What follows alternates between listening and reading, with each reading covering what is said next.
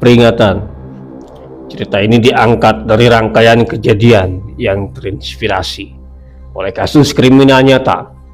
Beberapa bagian telah diubah untuk melindungi identitas pihak terkait. Jika suatu hari kamu mendengar seseorang meminta tolong dari sebuah bangunan kosong, jangan langsung menganggapnya itu hanya lelucon. Karena ada orang yang pernah menghabiskan berhari-hari di balik tembok gelap, menunggu seseorang datang menyelamatkannya.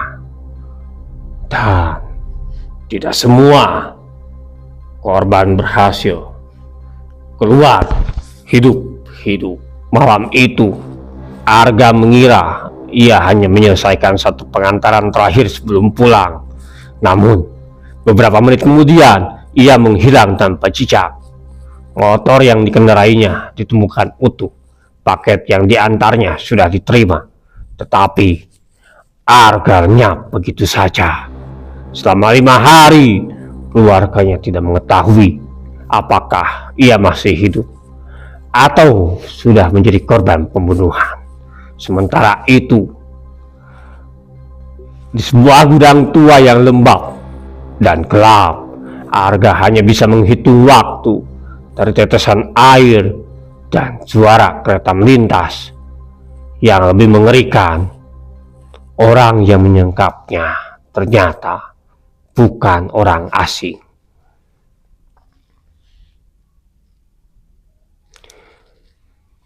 Siapa sebenarnya pelaku? Bagaimana Arga bisa bertahan? Dan petunjuk kecil yang akhirnya mengungkap lokasi penyekapan itu. Inilah kisahnya.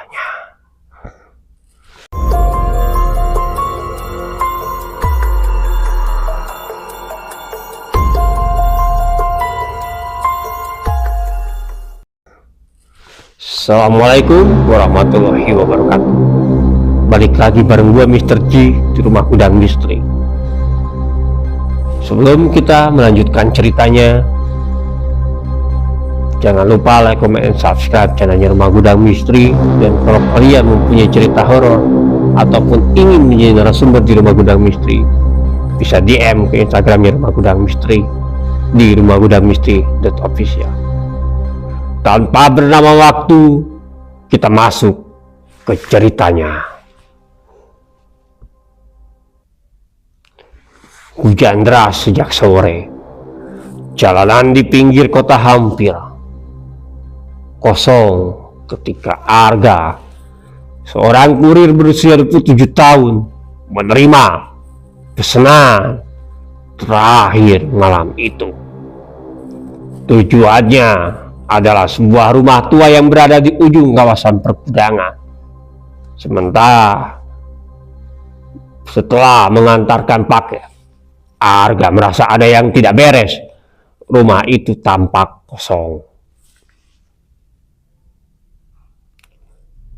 Tetapi terdengar suara benda jatuh dari dalam.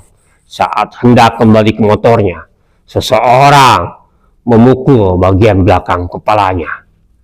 Ketika sadar, Arga sudah berada di sebuah ruangan gelap. Tangannya diikat kursi dengan kabel plastik. Matanya ditutup kain hitam. Ia hanya bisa mendengar suara tetesan air, kipas angin tua yang berdecit, dan langkah kaki seseorang.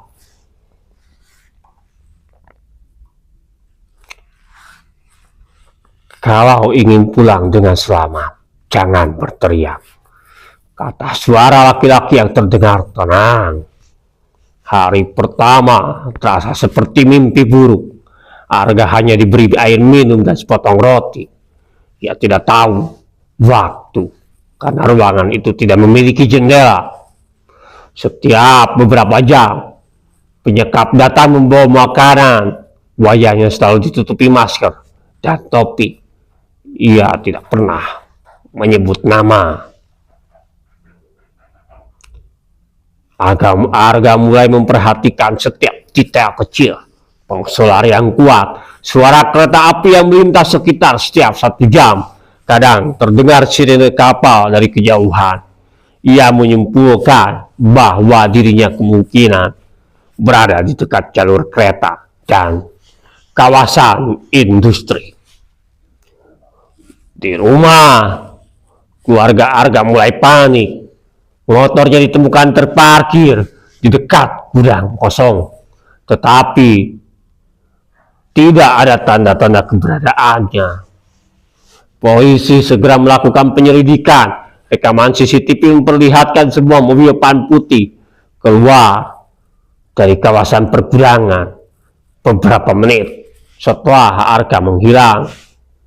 Namun plat nomornya tidak jelas dan tidak terlihat jelas.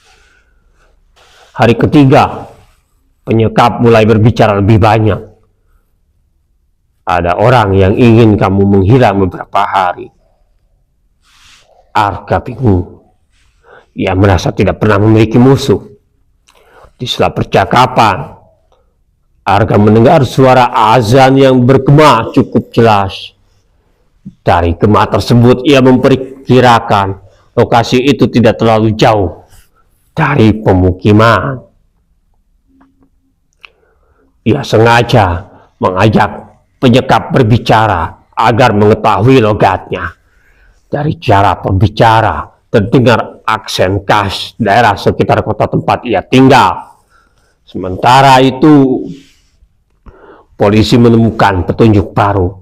Ponsel Arga sempat aktif beberapa menit setelah penculikan. Sinyalnya mengarah ke kawasan pergudangan lama yang sudah lama tidak digunakan.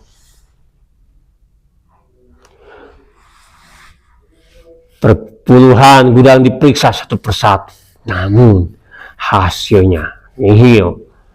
Hari kelima, Arga mulai kehilangan harapan.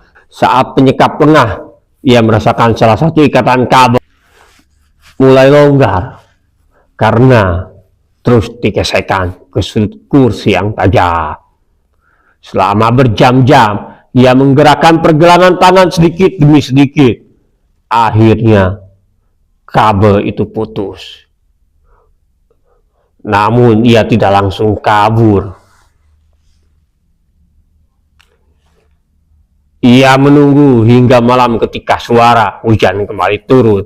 Saat penyekap membuka pintu membawa makanan, Arga mendorong pintu sekuat tenaga, lalu berlari keluar. Lorong di depannya sangat gelap. Ia berlari tanpa arah hingga menemukan pintu besi yang tidak terkunci. Begitu keluar, ia sadar berada di belakang sebuah gudang tua yang sudah dipenuhi semak belukar. Ia terus berlari menuju suara kendaraan di kejauhan. Ada seorang supir truk yang melintas, melihat Arga dalam kondisi lemah dan penuh luka. Sopir itu segera menghubungi polisi. Beberapa menit kemudian, petugas datang ke lokasi. Gudang langsung dikepung, namun penyekap telah melarikan diri melalui pintu belakang. Di dalam gudang ditemukan kursi, kabel plastik, makanan instan, botol air, serta beberapa sidik jari yang kemudian menjadi barang bukti. Penyelidikan berlanjut selama berminggu-minggu. Dari rekaman CCTV lain, polisi akhirnya berhasil mengidentifikasi mobil van putih tersebut. Pelakunya adalah mantan rekan kerja Arga yang sakit hati karena merasa kehilangan pekerjaan akibat kesalahpahaman yang sebenarnya tidak pernah dilakukan Arga. Ia berniat menahan Arga beberapa hari agar keluarganya panik, tetapi rencananya berubah menjadi tindak penyekapan yang berbahaya. Pelaku akhirnya ditangkap di sebuah rumah kontrakan di kota lain. Dalam pemeriksaan, ia mengakui seluruh perbuatannya. Arga membutuhkan waktu berbulan-bulan untuk memulihkan kondisi fisik dan mentalnya. Meski tak bebas.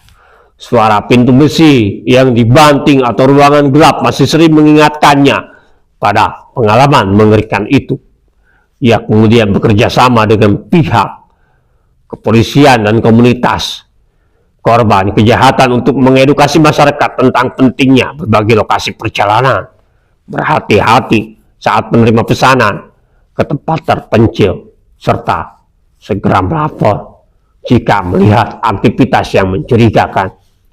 Sejak saat itu, gudang tua tersebut dibongkar. Tidak ada lagi jejak penyekapan yang tersisa. Tetapi kisah Arga menjadi pengingat bahwa kejahatan bisa terjadi di tempat yang tampak biasa, dan perhatian terhadap hal-hal kecil dapat menjadi kunci untuk bertahan hidup. Sekian episode kali ini. Percaya atau tidak itu hak kalian, dan seseram apapun pengalaman horor kita, akan lebih seram kalau tidak punya uang. Assalamualaikum warahmatullahi wabarakatuh. Sampurasun.